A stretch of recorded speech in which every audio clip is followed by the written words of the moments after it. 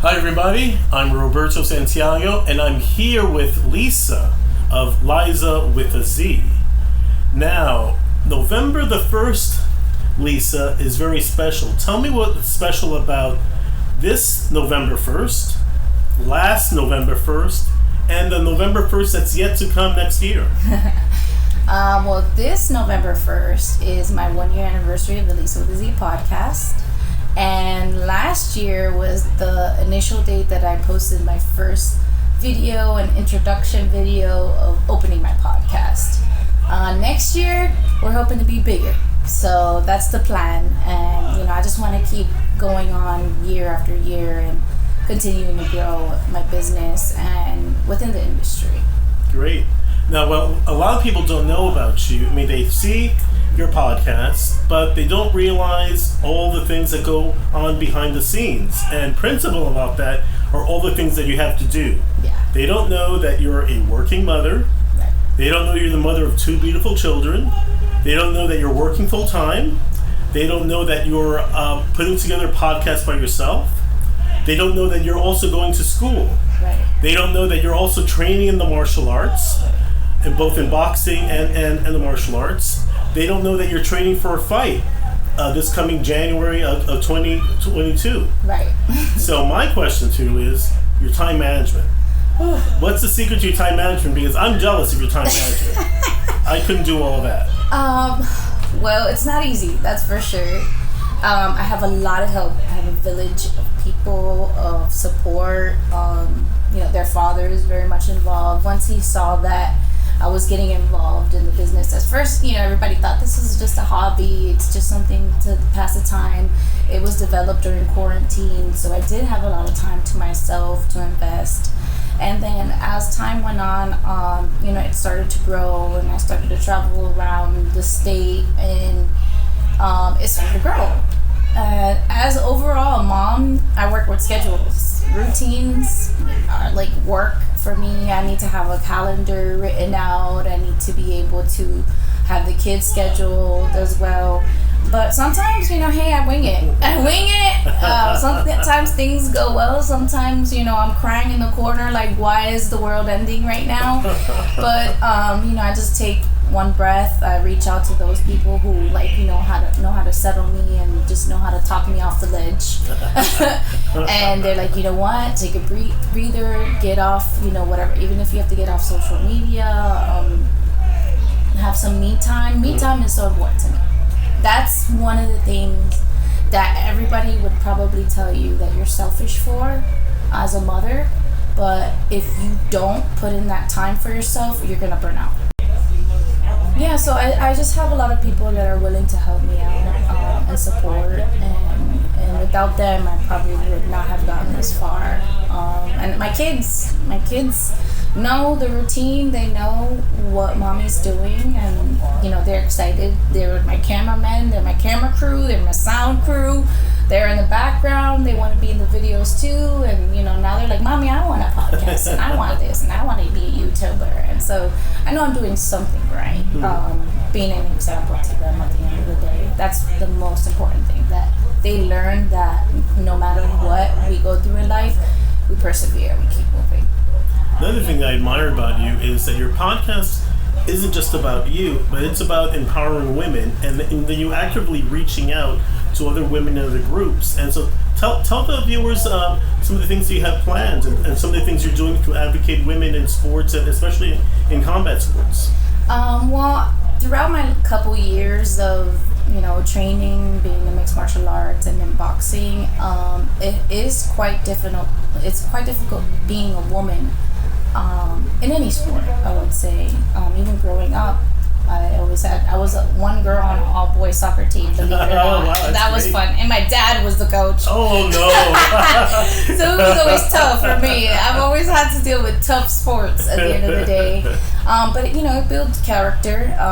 For women, I remember one time after one of my fight camps here at John Way, I was invited to go to FAU and do the women's self-defense course workshop over there. And you know what? It was very inspiring to me because I saw the women and I heard their stories, and I was like, you know what? if they just had a little bit of knowledge of basic self-defense moves, they probably would have avoided certain situations or had the confidence to be able to stand up for themselves, or be confident. And I know that being in the combat sports industry, it's there's a stigmatism about you have to be manly and you have to be very have like this very testosterone type of character. But I know that there's gorgeous women in the UFC, and there's beautiful women everywhere, honestly, in that type of sport, even in boxing. And they don't need to be dominant. They just have built themselves around this sport and know what to do with it. I've also gotten involved with a beautiful organization called Chick Jitsu. It is a girls and women's only jiu-jitsu competition, and I met the one of the co-owners, which is Jeff Lemoyne, which I'm very grateful for her in Tampa when I was living up there. And we got to connected, and she realized what my movement was, and she was like, well, this is what Chick Jitsu is all about. It actually started as a women's self-defense organization, and then it moved on to a competition, and right now they're doing jiu-jitsu. But I've talked to her a little bit, and we might be getting our Muay Thai girls in there soon for all women's Muay Thai competition. Nice. With time and development, that's gonna come along. And now she's actually put me in charge of bringing the competition down here to South Florida. And so now I'm looking for a venue so we can have that competition take place down here in Fort Lauderdale coming January, or a little bit later on in 2022. But it is important for me. I've had my own experiences, unfortunately, in the past with just that mental, that verbal, and sometimes physical abuse. And had I had that confidence and the knowledge back then, I probably wouldn't have gotten into it. But I appreciate those situations now to this day because it built me to the woman I am. And so that's why it's so important for me and for my daughter to know and feel comfortable, and my kids feel safer. Good. Honestly, they've told me, we feel safer that you know how to fight, mommy. And that's why I keep training, and that's why I keep trying to develop myself as a fighter as well, because it's important for me to feel that confident and for my family to feel safe as well. Great. Now, can you speak more about why you got into martial arts?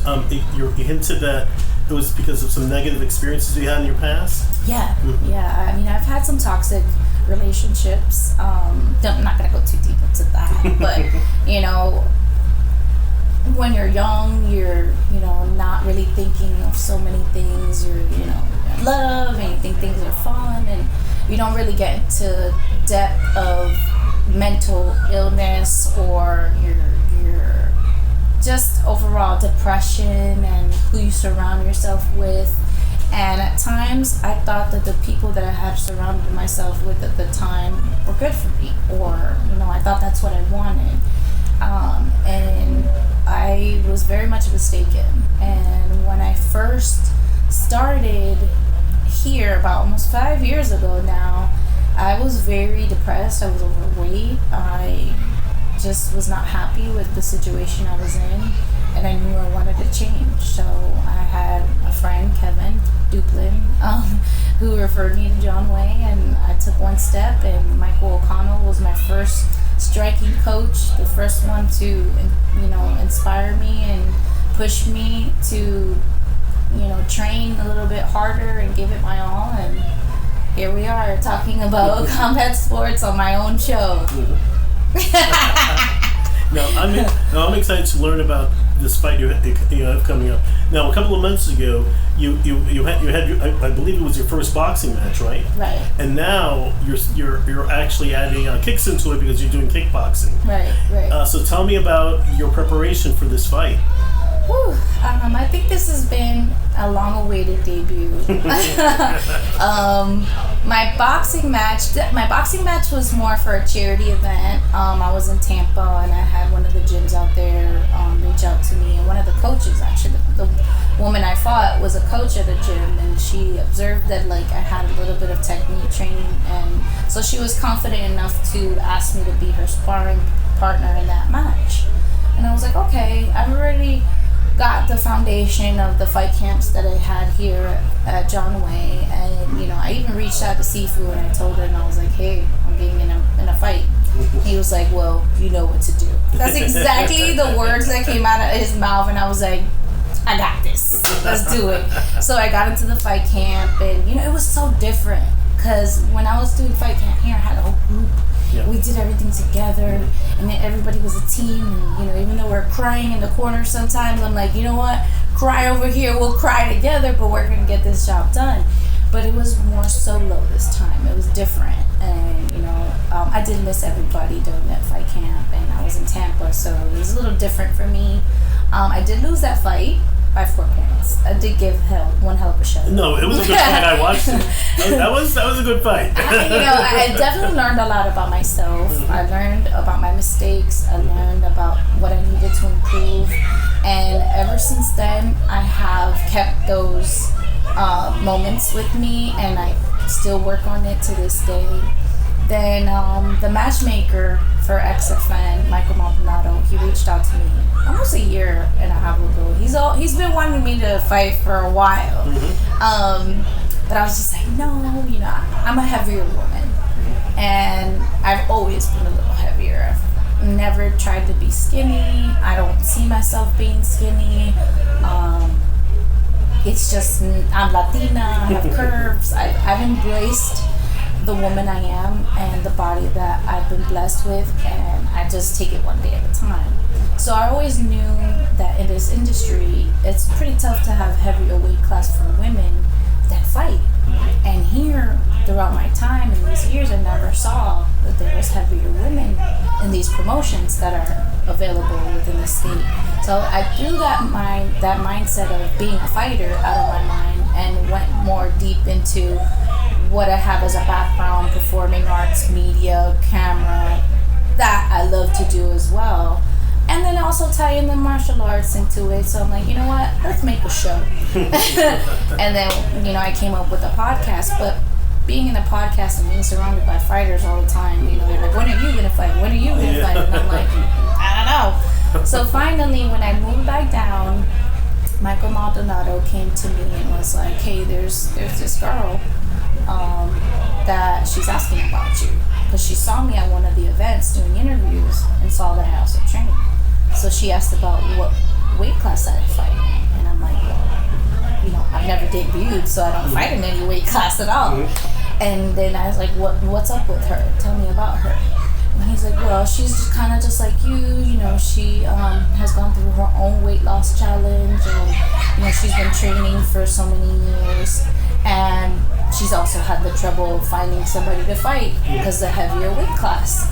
And I said, okay, well, let me think about it. Let me talk to some of the coaches and see, like, is this really worth not only my time, because fight camp requires so much. You got to really put your whole life on the line because you're about to fight for your life, literally.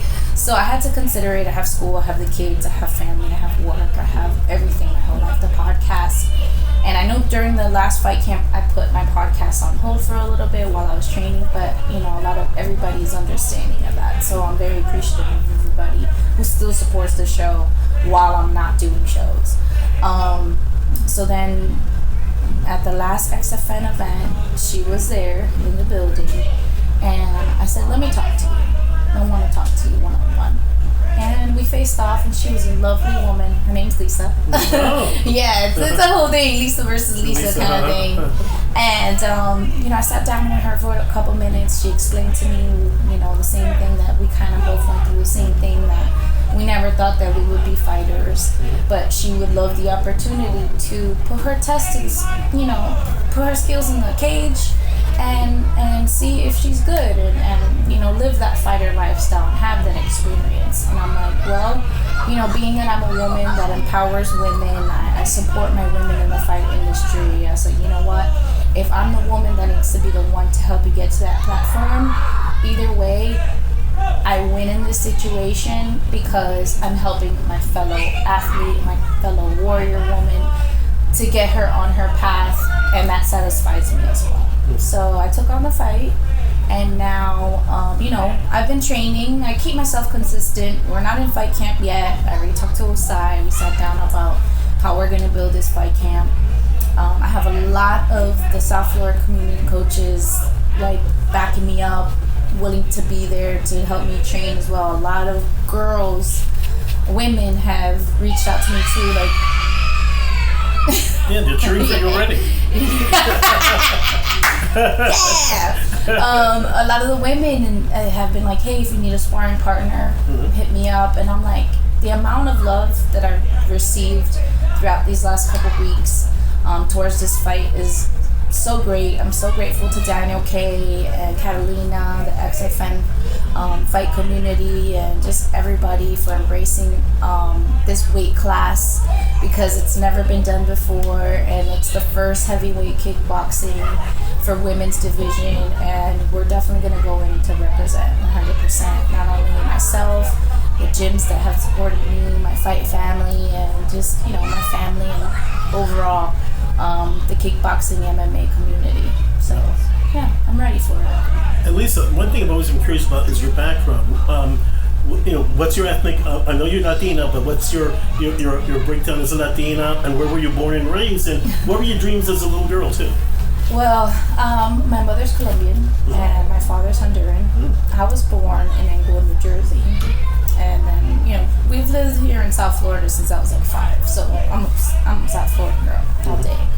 As a young kid, I was raised in the performing arts route. I played classical pianos and chorus. I did a bunch of plays when I was younger. I competed in competitions.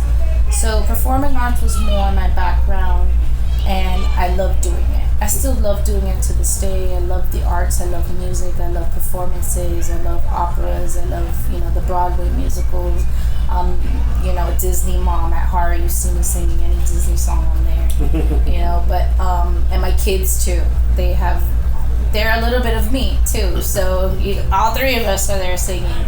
I did always have. I was more of a tomboy kind of girl too, so I wasn't always the girliest girl in the group. I was always like, and I have like 4 brothers, so we'd be at the house doing WWE moves, and I would be here choking out my little brothers. So I was always a tough woman at the end of the day. So I do still want to get involved with more performing arts now that I've started to build my brand. I also want to reach out from the combat sports and get back into performing arts, and through Zolar Seed Media, which is a company I created, and we're gonna launch soon. I'm waiting, to be announced. Okay. But I do want to get more involved with the arts, and hopefully get involved with my high school and their music program, just so they can get inspired too, because I know that the teachers and everybody that inspired me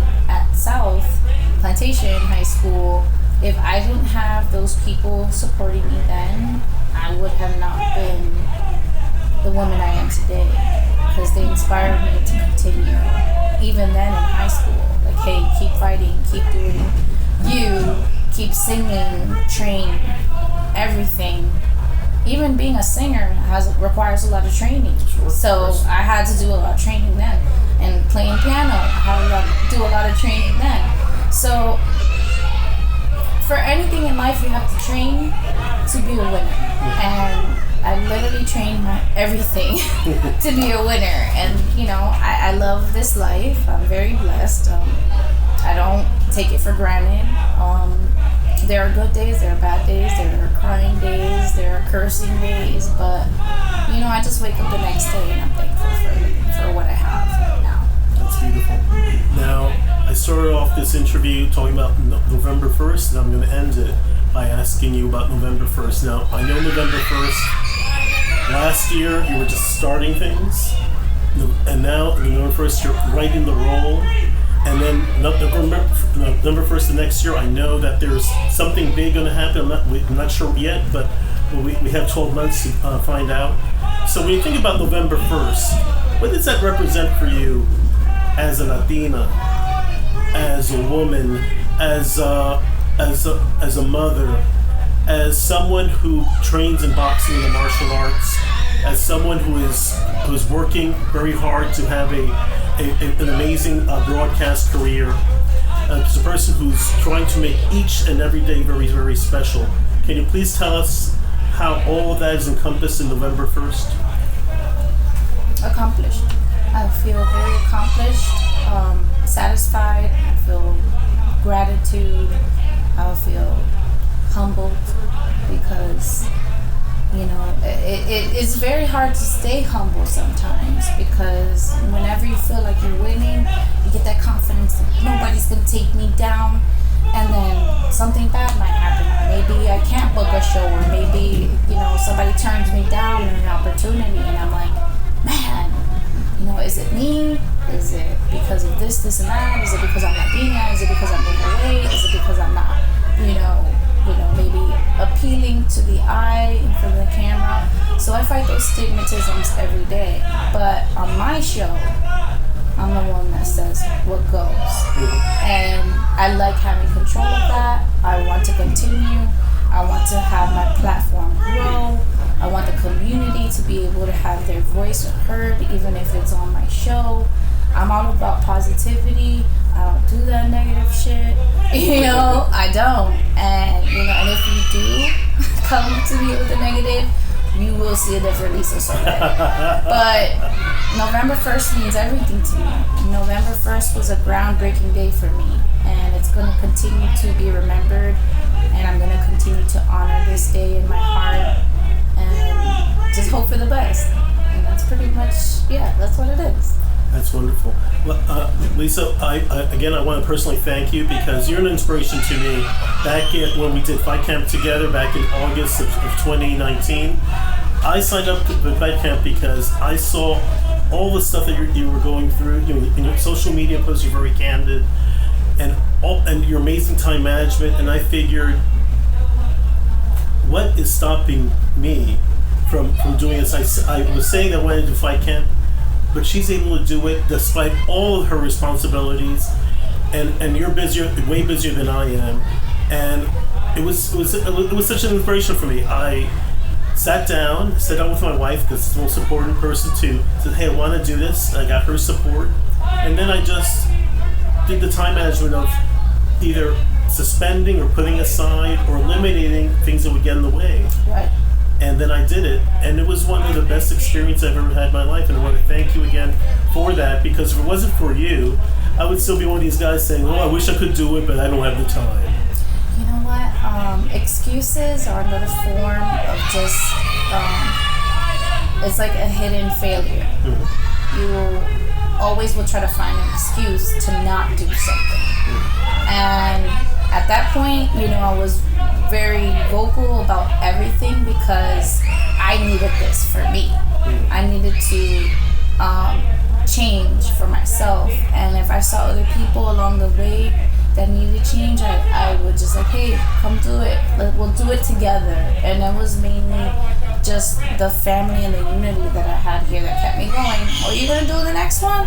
I'm gonna do the next one. And I'm like, let's all do the next one, and with Cindy and Rita and with Barbara and Tracy and all of our crew and the guys up here, of course, always inspiring us. They're like the amazing fight team that we have here. They inspire me, and they're all younger than me. They're my little brothers, but I love them. I thank them so much all the time, still to this day. And you know what's so crazy, Roberto? You inspired me too. Oh. Because that letter you wrote me one time for my birthday, and all the kind words you said, I actually always kept that on my wall, even in Tampa. And there were days where I'm just like, oh my God, what am I doing this for? And that, reading those words will always keep me focused. And I'm just like, you know what? There's somebody who believes in me. There's somebody who's inspired by everything that I'm doing. Do not quit. And so that's what I just continue to do. I said, if I wanted to have an interview done, I couldn't think of anyone else other than you. And so I appreciate you for doing this. Even here, crazy with the background, with the kids here, the John Wayne kids on Halloween. And I love everything about what I do, and everything's spontaneous about it. And there's no looking back. There's only going forward. Thank you. So, And we're going to knock them dead in January. that's right. All right, good. Be there for the fight. XFN, January 29th. All right, thank you, Lisa. Have a good one. Mi gente en el barrio, para mi gente en la calle, we don't move in silence.